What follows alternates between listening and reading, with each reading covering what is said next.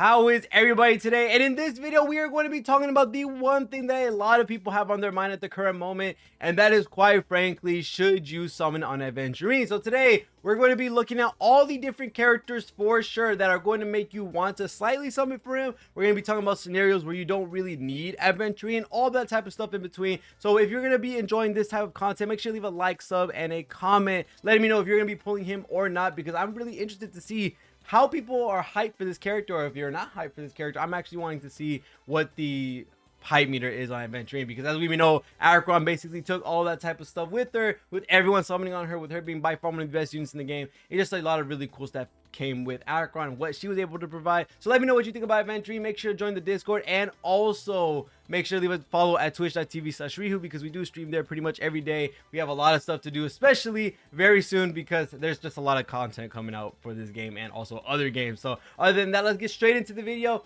And with the first thing I want to talk about, which is the easiest point to talk about, the quickest one to streamline, is going to be when you shouldn't summon for Aventurine. And that is going to be done by two different things. One of them is a very broad and general sense type of situation, which is if you have two sustains already.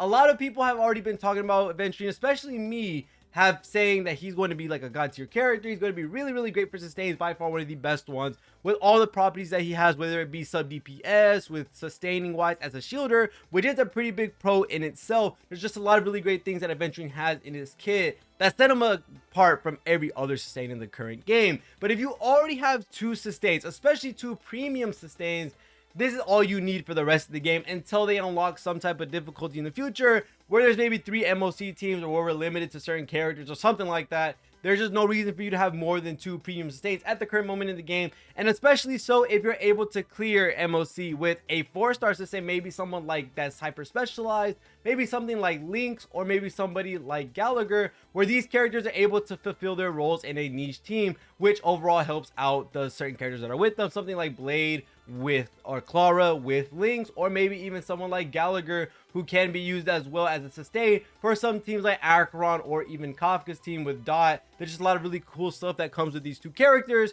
that they're able to stand their own in MOC 12 and all the other modes that encompass the end game loop of content. So if you have someone like Lynx, Gallagher, or any of the premium sustains, whether it be Luocha, Fu Xuan, Ho, any of these characters, and you have an assortment of them to fill out 2 teams, there's really no reason for you to summon for an extra character that is a sustain. I think your account would be much better off when it comes to building out a new support to probably help out the team that you enjoy. Maybe something like Ruan Mei has for the sub DPS team, and even for hyper carry teams, somebody like Sparkle, who breaks the foundation of the game with the skill point management. And then future units that may be coming out, we do have Robin coming out as well. But you also, the glad thing about being on the second half patch is that we get drip market, we get the stream, so you have a lot of information for your disposal before you summon on Aventurine, with all the things that we're going to be seeing, which is Robin, what she's going to do as a Harmony character, what is she going to open up, and all that different type of stuff. So you have 2 different sustains, whether it be Luocha or Fu Xuan, or maybe both, or even Luocha or Fu Xuan with another 4-star sustain, and you're clearing MOC, you're clearing Pure Fiction, you're clearing Golden Gears. There's quite literally no reason for you to pick up Aventurine. Although he is a great character, a sustain's job at the end of the day is to keep your team alive. And if your team isn't dying and you're still getting 3 stars on all your teams, then I'm pretty sure you'll be fine without him for sure. But now to go on to our next point is going to be when you would want Aventurine. And as we know, Aventurine plays a lot of synergistic capabilities with a certain niche team, which a lot of people have fun with. I actually ran a poll on my stream one time, and everyone was like, follow-up attacks are fun, way more fun than dots. And I might have to agree with them as well, because you get the extra animations, you get all the cool damage that comes one after another after another. It's cool seeing the characters act one after another in a succession, in a loop. It's super cool to see all that different type of stuff. So if you are someone who enjoys follow-up attacks, if you are somebody who has Dr. Ratio, which the vast majority of the player base should, because he is free, and also looking at someone like Topaz, who also hasn't gotten a rerun very recently, so we might end up seeing one very soon. And if you have these 2 characters specifically on your account, and you don't have your second sustain, or you don't have your first sustain, which that would be kind of crazy that you're this far into the game from Topaz's last release and still don't have a sustain. But if you were to, for some reason, not to have 2 or not to have 1, and you really want to build out your follow-up attack team to the absolute max, its max potential, is going to be something like Dr. Ratio, Topaz, and Numby, Ruan May, and then something like Aventurine. Because as you may know, Aventurine gets a big boost from having follow-up attack characters on the team because he does get blind bet points, which goes into his shield and allows you to reapply the shields a lot more often, letting him do damage if you have characters doing sub DPS follow-up attacks or any type of follow-up attacks of that sort. And specifically someone like Topaz and Numby, who's able to act off their own turn, with Numby being able to boost himself forward with that Aventurine's follow-up attack and Ratio's follow-up attack. This only makes it quicker and faster for you to get the shield that Aventurine would want to apply to your whole team, and this is a really great thing. Other characters besides follow-up characters, specifically one character like Yanqing or maybe other characters in the future who don't want to be hit to keep their passive up, are going to get a big boost from Aventurine as well. This is a more consistent, a more reliable shield, a shield that's easier to apply than Japar's, because as we know, Japar's shield is linked to his ultimate, although can be used in certain circumstances to make that almost infinite if you have a well-built Japar. If you have Aventurine, I think that's just going to be the more cracked out version, the much more resourceful option to be able to get the max bang for your buck in terms of investment for those characters. And someone like Yanqing, someone like, I can't believe I'm saying this, but someone like Arlen as well, these two characters are by far going to love Aventurine because Arlen doesn't want to get hit, but Arlen wants to stay low. Yanqing doesn't want to get hit because he loses his Soul Steel Sync. There's a lot of different things that play into these factors that make Aventurine a really good partner for these characters. Now, if you main these characters, I guess you could say, and you really want to have another character that will make it a little bit more comfy for Yanqing, a little bit more comfy for Arlen, if you're mains for those characters, or you use these characters on occasion because they're just your second DPS team or they're part of your DPS team in some capacity, then these characters will absolutely love Aventurine without a doubt. There are other characters that can work with Aventurine as well that will help out, and that are the general base of follow-up attack characters that will end up being really great with them, like Himiko and Herta for Pure Fiction. And by far, Aventurine is going to be a very, very strong character for Pure Fiction because, as we know, with the billions of enemies that there are in that mode, and them being able to advance themselves forward, if you kill one, they all get advanced forward or something like that, something crazy.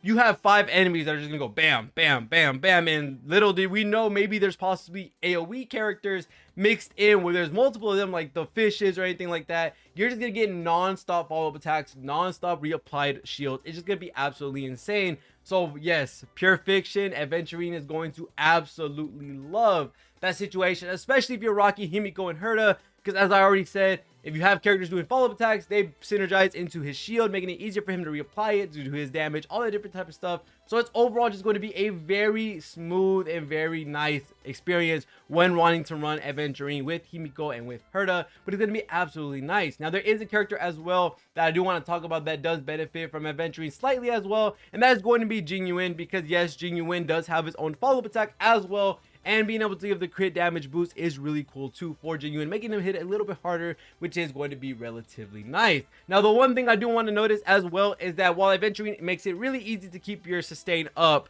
in terms of having the shield, he does have a 50% effect res boost to any character that he has with the shield, and it is a really great thing. The only problem is 50%, so you're actually taking a coin flip if you're actually going to see if you're going to get CC'd or not. So this can help Jingyuin in one way or another, but I'm pretty sure you want to run Fu Xuan to get that guaranteed one-time CC prevention to help out Jingyuin. But he's a follow-up attack character. He can use the shield, he can use crit damage boost, and he has a higher effect res, which is better than nothing that most of these characters in the game currently don't have a way to stop before it actually happens. Someone like Ho-Ho, someone like Luocha, these characters can't cleanse it off as soon as you get it before you get boosted down, because as we know, Jingyuin's biggest weakness is that if you get boosted all the way down, their Lightning Lord does as well. So that's the problem with Jingyuin when it comes with Lightning Lord, where a lot of his damage comes from, and with having someone like Ho-Ho, someone like Luocha, where they're not able to stop you from getting DCC'd before it happens, while we have Fu Xuan and Aventurine who have the capability to do so. This is a little bit stronger and a little bit better option for Jingyuin. So these are the characters by far who are going to love Aventurine on the team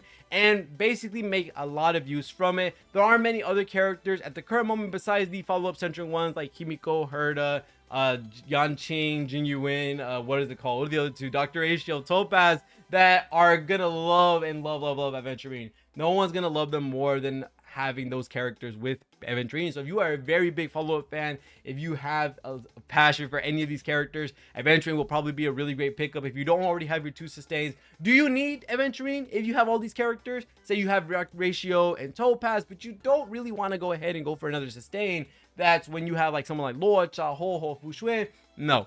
If you have a follow-up centric account and you really love follow-ups, but you don't want to pull Aventurine, or you're really on the fence for him, then honestly, all the characters that you probably have for your sustain, whether it be Luocha, whether it be Fuxuan, whether it be someone like Ho-Ho, these characters are really great on their own. They provide their own benefits as well to these characters, with Fuxuan giving crit rate to Topaz and Ratio, with Ho-Ho giving attack and energy, something really good for the follow-up attack team. And then you also have Luocha, who makes it super comfy, and with all the follow-up attacks that are going to happen, besides them being on your turn, you're going to get a lot of healing, basically almost not dying, something that Clara was really good with as well. And I also forgot to say as well, Clara is another character that works very, very well with Aventurine as well, because not only is he going to get his blind bet points from getting attacked, Clara is going to be able to throw her follow-up attack out as well with her getting hit. And now you're getting 2 follow-up attacks happening at the same time. One being Aventurine getting the points from the shield from getting hit. And you have Clara as well doing follow-up attacks every time you do get hit. And this is going to make things super easy, not only for her to not take damage, but also for you to benefit from having Aventurine as well on the team.